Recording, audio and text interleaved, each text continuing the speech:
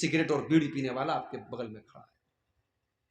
جب اللہ کے نبی نے یہ فرمایا کہ لہسن اور پیاز، کچا لہسن اور کچی پیاز کھا کر کے کوئی مسجد میں نہ آئے تو کہ فرشتوں کو اس سے تکلیف ہوتی ہے، میرے بھائیوں اگر فرشتوں کو کچے پیاز اور کچی لہسن کی مہک سے تکلیف ہو سکتی ہے تو بیڑی اور سگریٹ کی مہک تو اس سے زیادہ بری ہوتی ہے، کیا فرشتوں کو اس سے تکلیف نہیں ہوتی؟ ہم نے اپنے مطلب کے لیے مکروہ قرار دے دیا۔ حرام ہے یہ سگریٹ، حرام ہے یہ بیڑی اور حرام ہے یہ تمباکو۔ میرے پیارے ساتھیوں، ہر وہ چیز جو آپ کے بدن کو، آپ کے شریر کو، آپ کے اخلاق کو، آپ کے مال کو برباد کرے، وہ چیز شریعت کے اندر حرام ہے، بیچ کا راستہ مت نکالیں۔ وَيُحِلُّ لَهُمُ الطَّيِّبَاتِ، ہم نے تم کو وہ نبی دیا ہے جو پاک چیزوں کو تمہارے لیے حلال کرتے ہیں اور ناپاک چیزوں کو تمہارے لیے حرام کرتے ہیں۔ کبھی کبھی ایسا بھی ہوا، ایک جانور اللہ کے نبی کے دور میں ملتا تھا، گوہ نام تھا اس کا، عربی میں اس کو زبن بولتے ہیں۔ گوہ کا جانور حلال تھا مگر اللہ کے نبی کو پسند نہیں تھا۔ آپ کے سامنے گوہ کا گوشت آیا، آپ نے کہا کون سے جانور کا گوشت ہے؟ بتایا گیا گوہ کا گوشت ہے۔ آپ نے کہا میں نہیں کھاتا، مجھے پسند نہیں ہے، تمہیں کھانا ہو تم کھا لو۔ آپ نے جائز تو قرار دیا مگر آپ کی اپنی طبیعت کو وہ پسند نہیں تھا، اس لیے شریعت کے مسئلے کے حساب سے گوہ کا جانور حلال ہے، کھا سکتے ہیں۔ تو شریعت میں تمام پاکیزہ چیزیں حلال ہیں اور تمام پاکیزہ چیزیں حرام ہیں۔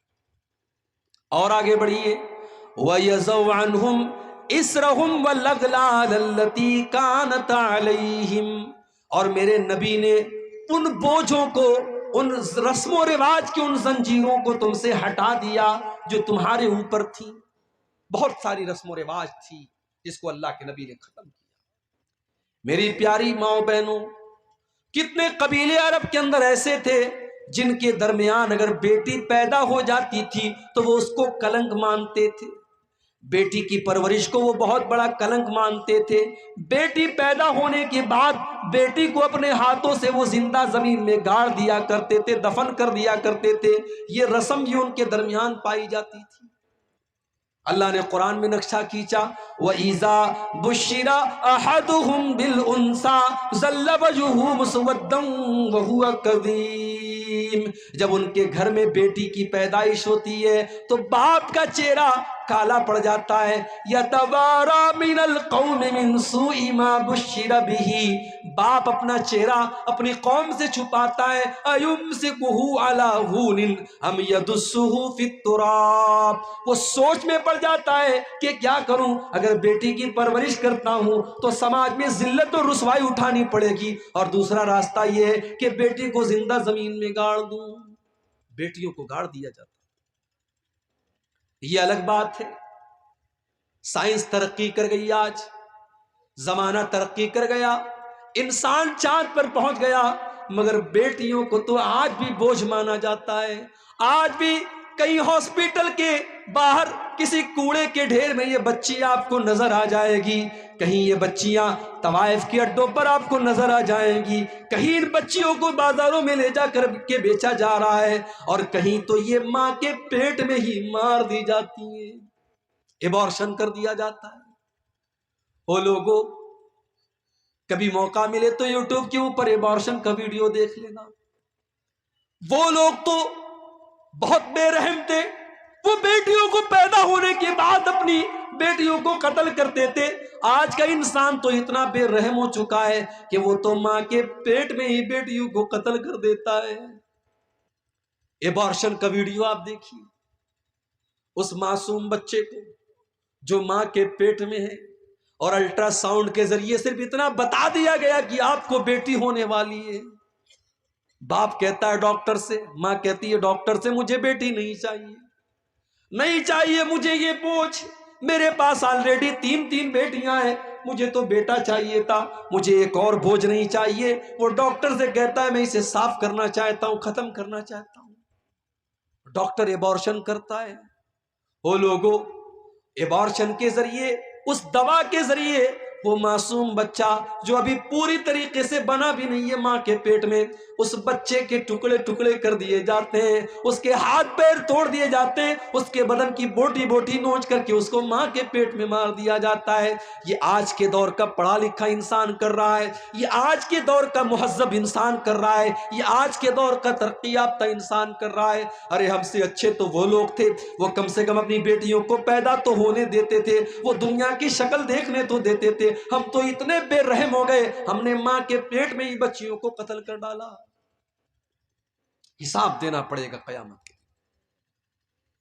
وَإِذَا الْمَوْءُودَةُ سُئِلَتْ بِأَيِّ ذَنبٍ قُتِلَتْ، کل قیامت کے دن اس معصوم بچی سے پوچھا جائے گا تیرے ماتا پتا نے، تیرے ماں باپ نے تجھے کس جرم کی سزا دی، کیوں تجھے قتل کیا؟ نبی اکرم کے پاس ایک صحابی آتے ہیں، صحیح ابن حبان کی صحیح روایت ہے، ایک صحابی آتے ہیں، اے اللہ کے نبی، اسلام لانے کے پہلے میں نے بہت سارے پاپ کیے، میں نے بہت سارے گناہ کیے، مگر ایک پاپ مجھے اپنا بار بار یاد آتا ہے۔ کون سا پاپ تم نے کیا؟ اے اللہ کے نبی، ان لی کانت لی ابنتن، میری ایک بیٹی تھی، میں اس سے بہت پیار کرتا تھا، اور میں جیسے اس کا نام لیتا تھا وہ یا ابتی یا بتی، ابا جان کہہ کر کے دوڑی دوڑی میرے پاس آ جاتی تھی۔ قوم کے لوگ مجھے تانا مار رہے تھے، تم غلط کر رہے ہو، تم سماج کے خلاف جا رہے ہو، تم بیٹی کی پرورش کر رہے ہو، تم بیٹی کو پال رہے ہو۔ اے اللہ کے نبی، میں سماج کے تانے سن سن کر کے تنگ آ گیا۔ ایک دن میں نے بیٹی کو بلایا، ہاں یہ بیٹی ہی تو ہے جو باپ کے ایک بار بلانے پر دوڑی دوڑی چلی جاتی ہے، شادی کے بعد بھی اپنے مائکے میں رہتی ہے، ماں کا فون جاتا ہے تیرے ابو کی طبیعت بڑی خراب ہے، بیٹی اپنے سسرال میں اپنے سارے کام دھام چھوڑ کر کے اپنے بیمار باپ کو دیکھنے آ جاتی ہے، اور وہ بیٹا جس کے پیدا ہونے پر باپ نے بڑی مٹھائیاں بانٹی تھی، وہ بیٹا اپنے باپ کو دم توڑتے ہوئے دیکھ کر کے بھی اپنے کام میں لگا رہتا ہے، اسے اپنے باپ کی حال چال لینے کی فکر بھی نہیں ہے۔ او لوگوں، تم نے بیٹیوں کے اوپر بیٹوں کو ترجیح دی ہے، تم نے بیٹوں کو مقدم کیا ہے، لیکن سماج کی حقیقت یہ کہ بیٹیاں اپنے ماں باپ سے زیادہ پیار کرتی ہیں۔ صحابی کہتے ہیں اللہ کے نبی، میں نے بیٹی کو آواز دی، وہ دوڑی دوڑی میرے پاس آئی، میں نے اس کا ہاتھ پکڑا، گھر کے باہر لے کے گیا، کچھ دور گیا، کچھ فاصلے پر گیا، ایک کنویں کے پاس پہنچا، اور میں نے اپنی بیٹی کو اس کنویں کے اندر دھکا دے دیا، اور جب میں نے اپنی بیٹی کو اس کنویں کے اندر دھکا دیا، آخری لفظ جو بیٹی کی زبان سے نکلا وہ کہہ رہی تھی یا ابتی یا ابتی، اے ابا جان، گویا کہ وہ مجھ سے سوال کر رہی تھی، اے ابا جان اس معصوم کی خطا کیا ہے، اس معصوم کی غلطی کیا ہے، کس جرم کی سزا اپنی بیٹی کو دے رہے ہو؟ اے اللہ کے نبی، آج بھی اپنی اس بیٹی کا یہ جملہ آج بھی میرے کان میں گونجتا ہے، وہ جب یا ابتی کہہ کر کے دنیا سے گئی تھی، وہ آواز آج بھی میرے کانوں میں گونجتی ہے۔ صحابی یہ بیان کرتے ہیں، آنکھوں سے آنسو بہ رہے، اور اللہ کے پیارے نبی کی آنکھوں سے بھی آنسو بہ رہے، اللہ کے نبی بھی رو رہے۔ صحابہ کہتے ہیں تو نے اللہ کے نبی کو غمگین کر دیا، تو نے اللہ کے نبی کو دکھی کر دیا۔ اللہ کے پیارے نبی صلی اللہ علیہ وسلم فرماتے ہیں نہیں کوئی بات نہیں، انہوں نے تو اپنے دل کی بات بیان کی ہے، ان کو بیان کرنے دو۔ پھر اللہ کے پیارے نبی اپنے صحابی سے کہتے ہیں او میرے پیارے صحابی، اسلام لانے کے بعد تم نے پچھلے جتنے گناہ کیے اللہ نے سارے کے سارے گناہوں کو معاف کر دیا ہے، جب تم نے سچی توبہ کر لی، تم اسلام لے آئے تو پچھلے سارے پاپ تمہارے معاف ہو گئے۔ میرے نبی رسم و رواج کو توڑنے کے لیے آئے، ہم اور آپ رسم و رواج کو توڑ نہیں رہے ہیں، رسم و رواج کو نبھا رہے ہیں۔ میرے یہی شیرسابادی قوم ہے، ماشاءاللہ 99% اہل حدیث قوم ہے، لیکن آج ہماری قوم کے اندر بھی جہیز کا لین دین ہوتا ہے کہ نہیں ہوتا ہے؟ ہماری قوم کے اندر بھی بیٹیوں کا سودا ہوتا ہے کہ نہیں ہوتا ہے؟ کیوں میرے بھائیوں، کیوں آپ نے غریب باپ کی بیٹی کو بوجھ کیوں بنا دیا؟ آج غریب باپ اپنی بیٹی کی شادی کرنے کے لیے بینک سے لون لے رہا ہے، ذمہ دار کون ہے؟ آج غریب باپ جو روز کمانے والا اور محنت مزدوری کرنے والا ہے، اس کی بیٹیاں جوان ہو گئی ہیں، شادی کے قابل ہو گئی ہیں، مگر اس کے پاس اپنی بیٹیوں کی شادی کا انتظام نہیں ہے، ان کو جہیز میں دینے کے لیے پیسے نہیں ہیں، اس غریب باپ کو مجبور کرنے والے ہم اور آپ ہیں۔ صحابہ کے دور میں تو ایسا نہیں ہوتا، صحابہ کے دور میں بیٹی کے باپ کے اوپر کوئی بوجھ نہیں ہوتا تھا۔ میرے نبی کو اللہ نے 4 بیٹیاں دی، آپ نے زینب کی